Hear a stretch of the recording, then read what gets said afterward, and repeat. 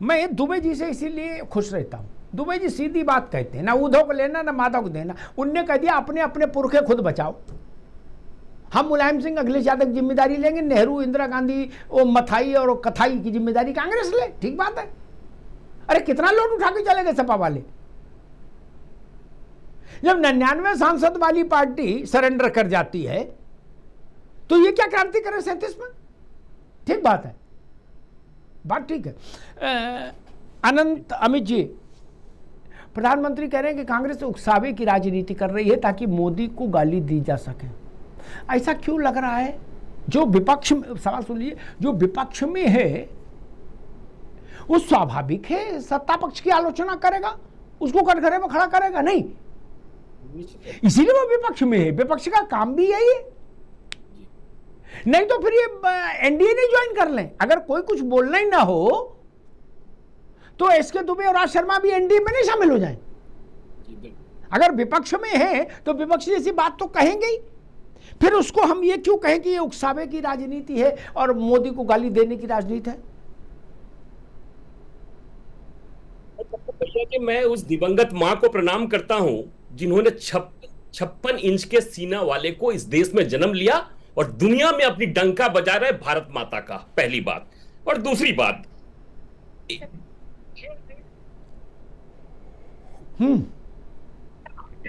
जी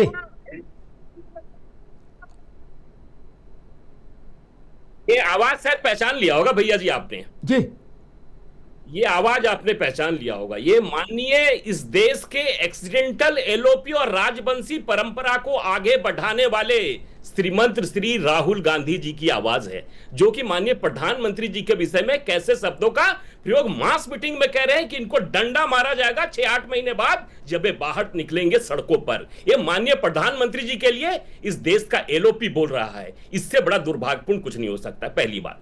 दूसरी बात, भैया जी हुआ क्या है, इस गांधी परिवार में आज तक कोई एलओपी हुआ ही नहीं था।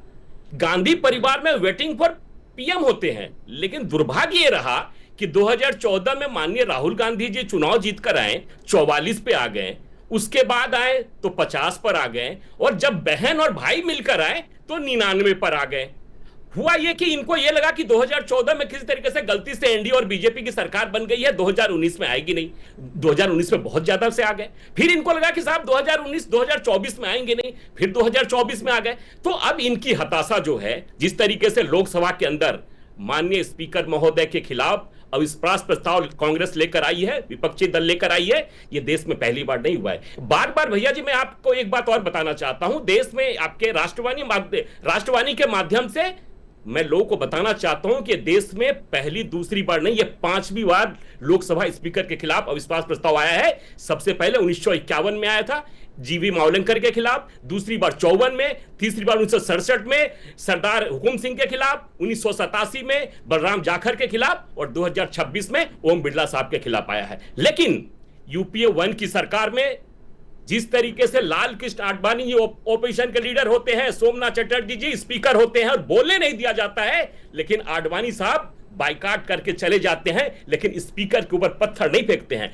अभी मेरे सपा के मित्र बहुत बड़ी बड़ी बातें कर रहे थे, तो भैया जी आपको जरूर याद होगा एक सपा के एक सांसद होते थे यशवीर सिंह, और वही सोनिया गांधी उसी लोकसभा में अपने कांग्रेस के सांसदों के साथ मिलकर लतियाती है सपा के सांसद को, और सपा के तमाम यूपी में जो लोग इनके अली शेख जी बैठे हुए हैं वो लोग मुख्य दर्शक बनकर देख रहे होते हैं। तो सपा के मित्र उस समय आप कहां चले गए थे जब आपके सांसद को सोनिया गांधी लतिया रही थी उसी लोकसभा में?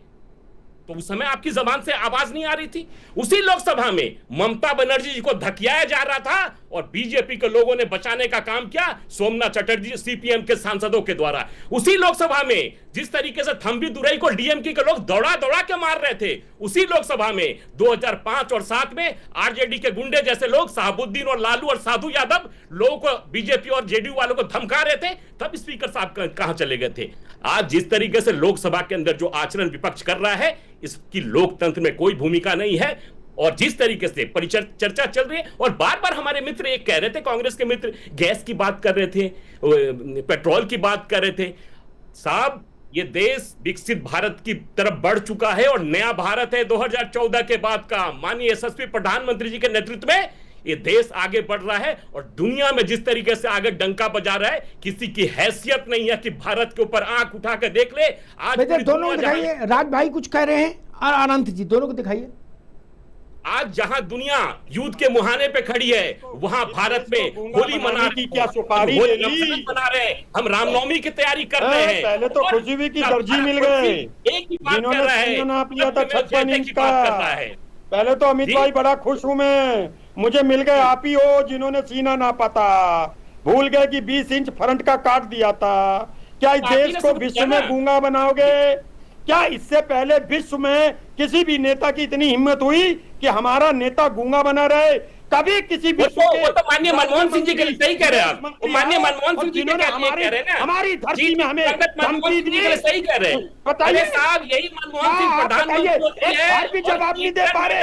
आपका तथाकथित 56 इंच, आपका तथाकथित झूठा 56 इंच, आप बताएं मुझे, आप बताएं क्या एक बार भी नहीं कह पाओगे? नहीं खरीदेगा। और एक और बात, जब ट्रंप देखा पाकिस्तान के प्रधानमंत्री भीख मांग रहे थे तो आपने युद्ध क्यों रोक दिया? क्यों रोका? राहुल गांधी जी 2014 से देश को गूंगा बनाओगे? 260 बार 56 इंच का व्यक्ति गूंगा हो जाए तो क्या 140 करोड़ गूंगा हो जाएगी? आप चाहते देश की जनता मुंह में पट्टा बांध ले, गांधी भी गर्दन में बांध के अपने को खूंटे में बांध ले। जो है ये क्या बिजनेस करती है आपको पता है? एक बात का जवाब दे देना भाई, एक बात का जवाब दे देना, बस सिर्फ इतना बता देना, क्यों डरते हैं प्रधानमंत्री, क्यों नहीं बोलते? एक बता दो अमित भाई, अनंत भाई, ये बता दो प्रधानमंत्री क्यों नहीं बोलते? क्या झूठ बोल रहे हैं? अरे किसी भी देश की भूमिका नहीं रही, नाम लेने से डरते हैं ट्रंप का।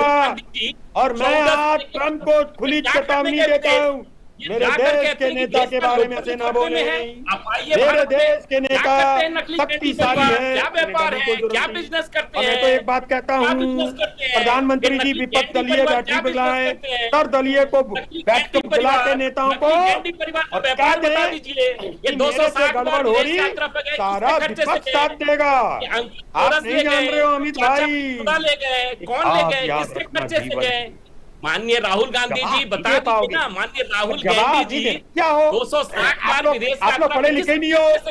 अभी अमिताभ बच्चन कह रहे थे कि अयोध्या नरेश को हिंदी में दे दो, अंग्रेजी तो गद्दा, भैया 260 बार भी नहीं समझते, किसके खर्चे से? अंग्रेजी में तो हाथ थोड़ा टाइट है उनका, टाइट। भैया बता दीजिए ना, 260 बार विदेश यात्रा पे हंसी उड़ाते हैं, जबरदस्ती गले मिलते हैं, बताइए क्या करते हैं बताओ भैया, बताइए ना किसके खर्चे से गए?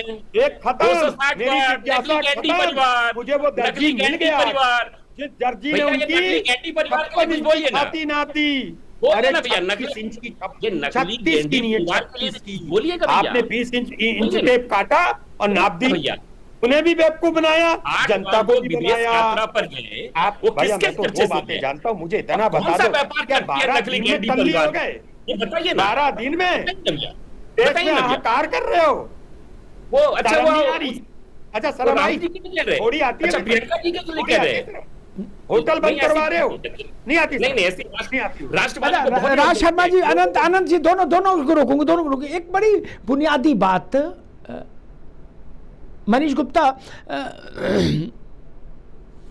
मैंने जब भी खाड़ी की स्थिति पर चर्चा की, मैंने एक बात कही कि चाहे कोई सत्ता हो, कोई प्रधानमंत्री हो, कोई राष्ट्र हो, दुनिया का कोई भूभाग हो, जब भी बड़े स्तर का युद्ध होगा और थोड़ी ज्यादा समय चलेगा तो युद्ध की तपिश पूरी पृथ्वी में होगी, पूरी पृथ्वी में। क्या ना कांग्रेस की हथेली लगाई से रुकेगी, ना भाजपा की हथेली लगाई से रुकेगी, सपा बसपा तो छोड़ ही दो। ये बात समझ नहीं आ रही क्या सबको? ये ट्रंप के लिए भी समस्या, ये वही मैं, ट्रंप के यहां चावल भी महंगा हो गया और तेल भी महंगा हो गया, इससे कोई नहीं बचेगा। युद्ध भी कोविड है, अपने किस्म का कोरोना। मनीष गुप्ता, आपकी आवाज साफ नहीं आ रही है, मैं सुन नहीं पा रहा हूं। नहीं, आप आज नींद में भी हो, मैं ये कह रहा हूं कि आज आप नींद में भी हो इसलिए भी सुन नहीं पाओगे। मैं ये कह रहा हूं कि युद्ध जब भी होगा धरती पर, कहीं भी होगा, उसकी तपिश पूरे भूमंडल पर होगी। चाहे ट्रंप हो, चाहे मोदी हो, चाहे पुतिन हो, चाहे छोटा खामनाई हो, चाहे बड़ा खामनाई हो, किसी के लिए रोके नहीं रुकेगा।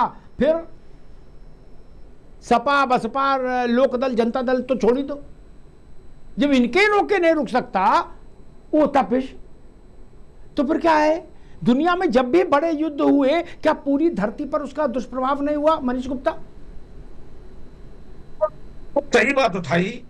अगर 2 देशों में युद्ध होता है या 4 देशों में होता है, उसकी तपिश पूरे विश्व तक है, और उसके कहीं ना कहीं साइड इफेक्ट उन देशों पर भी आएंगे जो तटस्थ हैं। लेकिन दुर्भाग्य देखिए, जो तटस्थ देश हैं उनको अपने देश में विपक्ष झेलना पड़ रहा है, और ये सब जगह नहीं है। हिंदुस्तान में ऐसा है, हिंदुस्तान में विपक्ष ऐसा है कि अगर इजराइल और ईरान युद्ध कर रहे हैं तो हमारा विपक्ष इजराइल का विरोध कर रहा है। इसलिए कर रहा है क्योंकि इजराइल भारत का समर्थक देश है। वो देश जो पूरे भारत को सुरक्षा के लिए हर वक्त तैयार खड़ा है, हथियार दे रहा है, पाकिस्तान से सुरक्षा का मुख्य एजेंडा वो तैयार कर रहा है, हेल्प कर रहा है, उसका विरोध सिर्फ और सिर्फ विपक्ष क्यों कर रहा है? क्योंकि उसे अल्पसंख्यकों के वोट चाहिए। हैरानी इस बात की है, कल तक इनको सुन्नी के वोट चाहिए थे, अब इनको शियाओं के वोट भी चाहिए। तो ईरान के पीछे आप जितने भी पोस्ट देख लीजिए सोशल मीडिया पर, बस ऐसे कह रहे हैं गैस खत्म हुई जा रही है, त्राहिमाम मच जाएगा, और इन सबका जिम्मेदार मोदी है। एक राष्ट्र प्रमुख होने के नाते मोदी की जिम्मेवारी है, लेकिन आपकी भी तो कोई जिम्मेवारी है। हम बैलेंस बना, क्या सरकार बैलेंस नहीं बना रही? क्या सरकार ईरान से दोस्ती कर लेगी तो तेल आ जाएगा क्या? गैस आ जाएगी क्या? या रूस से गैस दे देगा क्या? कल तक आप रूस से ऑयल लेना नहीं चाहते थे, लेते भी नहीं थे। आज रूस से ले रहे हैं तब भी इनको तकलीफ है, कम कर रहे हैं तब भी तकलीफ है, ज्यादा कर रहे हैं तब भी तकलीफ है। समस्या ये है अमिताभ जी, इनको इस बात से दिक्कत नहीं है कि युद्ध कहाँ हो रहा है, हमारे को क्या दिक्कत है। इनको इस बात से प्रॉब्लम नहीं हो रही है कि हमारे देश को गैस की किल्लत है, ऑयल की किल्लत है। उस पर गंभीर विचार नहीं हो रहा है। विचार इस पर हो रहा है कैसे सरकार को इस मुद्दे पर घेरा जाए। ठीक है मनीष बाबू, ठीक है। राज शर्मा जी, मुद्दे नहीं है। नरेंद्र मोदी ने ऐसा तो किया नहीं कि एक तमंचा खोमैनी को पकड़ा दिया, दूसरा नेतन्याहू को, तीसरा तमंचा ट्रंप को दे दिया, बोलो जाओ लड़के आओ। ऐसा तो किया नहीं। वो लड़ रहे, अपना हिसाब बराबर कर रहे, ये जो कर रहे। आप यहां नरेंद्र मोदी पर क्यों गुस्सा हो रहे? नरेंद्र मोदी ने कहा लड़ो, नहीं। नरेंद्र मोदी ने असला दिया किसी को, नहीं। नरेंद्र मोदी ने किसी की जेब में पैसा डाला कि बैठ जाओ बेटा, चिंता न करना, हमें ठोके रहो, हुआ ना? नहीं। हमसे लेना देना क्या? उनके अपने इंटरेस्ट टकरा है, वो लड़ रहे हैं। और कांग्रेस और कांग्रेस के साथी दल नाराज मोदी पर ऐसे हो रहे जिसे मोदी ने ही ये युद्ध करा दिया हो और खुद वहां खड़े होकर हथियार सप्लाई कर रहे हो। राज शर्मा जी, दादा मैं बताता हूं, देखिए हमारे प्रधानमंत्री इजराइल गए, अमेरिका गए, कहां गए, ये सब बेकार की बात है। उन्होंने क्या बात करी किसी के सामने नहीं करी, कयास लगाए जाते हैं। जैसे अगर आप इटावा मेनपुरी की तरफ देखो तो चंबल के डकैतों से आदमी एक चीज का रिश्ता नहीं रखना चाहता था। वो कहता था यार मेरे घर आ गए और पुलिस ने उन्हें पकड़ लिया तो दुश्मनी मेरी, मेरे घर में पकड़ लिया दुश्मन को तो मैं जेल गया। ठीक इसी प्रकार प्रधानमंत्री वहां गए और वहां से आने के बाद युद्ध छिड़ गया। ये एक शक के दायरे में आते हैं। हमारी छवि खराब हुई। अब ना माने कोई, और मैं इतना बड़ा भाई मनीष जैसे तो वो नहीं हूं। मनीष जी के लिए तो मैं एक ही कह सकता हूं, लल्ला लल्ला लोरी, दूध की कटोरी, दूध में पतासा है, आगे चल के प्रवक्ता बन जाएं, लेकिन बीजेपी के प्रवक्ता नहीं बनेंगे। क्योंकि मैं अब ज्यादा, मैं ना एक्सपर्ट को ज्यादा मैं दिमाग नहीं लगाता हूं। मैं लगाता हूं आनंद भाई पे, ये बोलो तो इनकी बात कहीं पे ये अपना डिफेंड कर रहे हैं तो इनको पाप नहीं लगेगा। और जब मनीष भाई बोल जाते हैं तो याद रखिएगा नहीं। राज भाई एक दिल की बात कहूं, मुझे भी ऐसा लगता है कई बार कि आप लोग ये चाह रहे हो कि मोदी को भी इसमें उलझा दो, दोनों टांग न सही एक टांग में तो उलझाई दो क्या, और फिर मजा आए। खुद उलझे ऐसा क्यों चाह रहे हो? क्यों चाह रहे हो? मतलब ऐसा तो नहीं ना आपको बता दूं, अगर सही माने की बात पूछे, आपसे बड़ी LIU इस वक्त कोई नहीं चल रही। अमित शाह खुद उलझाना चाह रहे हैं उन्हें। जाइए, कह रहा हूं मैं, अमित शाह उलझाना चाह रहे हैं उन्हें, कोई नहीं उलझाना चाह रहे। अब आप चलने लगी, क्रिकेट में गए अमित शाह, जीत गए, मोदी जी कहते हार गए, ये कौन चला रहा है? ये बात को समझिए आप। मैंने कहा आप युद्ध में मोदी को क्यों फंसाना चाहते हो, मैं ये कह रहा हूं।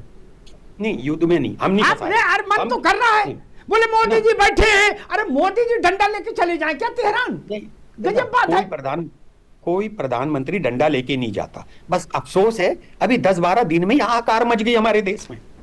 ये है बात, युद्ध करने के लिए नहीं कह रहे उन्हें, कोई प्रधानमंत्री युद्ध नहीं लड़ रहा है एक तरफा से। और एक बड़ी गलत बात हुई, अगर मैं आपके स्टूडियो से निकलूं, नहीं दद्दा आप एक बात, मैं आपके स्टूडियो से निकलूं, मेरा दुश्मन मुझे मार दे, हाँ कितनी गंदी बात है, कितनी गंदी बात है। मुझे नहीं पता, मैं थोड़ा बहुत तो हुई जानता ही होऊंगा इस बारे में, है ना, क्योंकि बस थोड़ा बहुत इसलिए कहता हूं, किसी से पैसा लेके नहीं बैठता कि मतलब ऑफिस के चक्कर काटे फिर जाके पर्ची दे दी कि आज मैंने कांग्रेस के प्रवक्ता को हड़का दिया, सपा को हड़का दिया, आज मेरे ज्यादा बनते हैं तो 17 की जगह बोनस 10% 1880 रुपए मिल जाए, तो मैं ऐसा नहीं करता। बस मेरा इतना सा कहना है, वो जो मारे गए ईरान के लोग, क्या ये सही बात थी? नहीं मारे। और मुझे लगता है कि जब सारे मुस्लिम देश में आप ही लोग एक मिनट